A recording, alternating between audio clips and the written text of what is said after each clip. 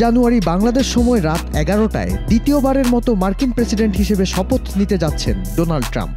অভিষেকের আগের দিন অর্থাৎ 19 জানুয়ারি ওয়াশিংটনে বিশাল এক বিজয় সমাবেশে হাজির হন ট্রাম্প। গানের তালে তালে মঞ্চে নাচতে দেখা যায় তাকে। ক্যাপিটাল ওয়ান অ্যারিনাতে মেক আমেরিকা গ্রেট এগেইন নামের এই সমাবেশে উচ্ছ্বসিত হাজার হাজার ভক্ত সমর্থকদের প্রতি ট্রাম্প অঙ্গীকার করেন মার্কিন যুক্তরাষ্ট্রের পতন ঠেকাতে শক্ত হাতে হাল ধরবেন তিনি। প্রায় 1 ঘন্টা দীর্ঘ তার বক্তব্যের বেশিরভাগ জুড়ে ছিল অভিবাসন ইস্যু।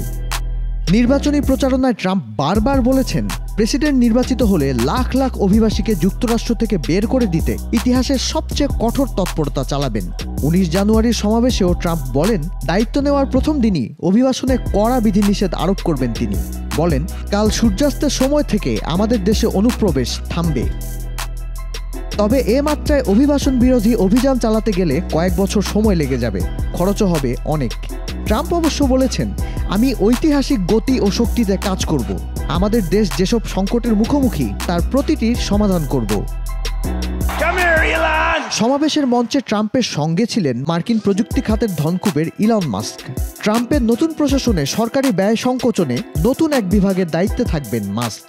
সমাবেশ শেষে ডিস্কো ব্যান্ড ভিলেজ পিপল তাদের 70-এর দশকের বিখ্যাত গান YMCA পরিবেশন করে। ট্রাম্পের নির্বাচনী প্রচারণার অনানুষ্ঠানিক সঙ্গীত বলা যায় এই গানকে। তার তালে তালেই নাচতে শুরু করেন ট্রাম্প। 2021 সালের 6 জানুয়ারি ট্রাম্পের ভাষণের পর ক্যাপিটল হিলে হামলা চালিয়েছিল তার সমর্থকেরা। এবারের ওয়াশিংটনের ভাষণে ট্রাম্প বলেছেন ক্যাপিটল হিলে হামলার ঘটনায় অভিযুক্ত 1,500-এর বেশি মানুষকে ক্ষমা করে দেবেন তিনি। দেশ বিদেশের নানা অঙ্গনের নানা খবর পেতে ভিজিট করুন prothomalo.com/video। ফলো করুন প্রথম আলোর ফেসবুক পেজ এবং সাবস্ক্রাইব করুন প্রথম আলোর সবগুলো ইউটিউব চ্যানেলে। থাকুন ভালোর সাথে, আলোর পথে।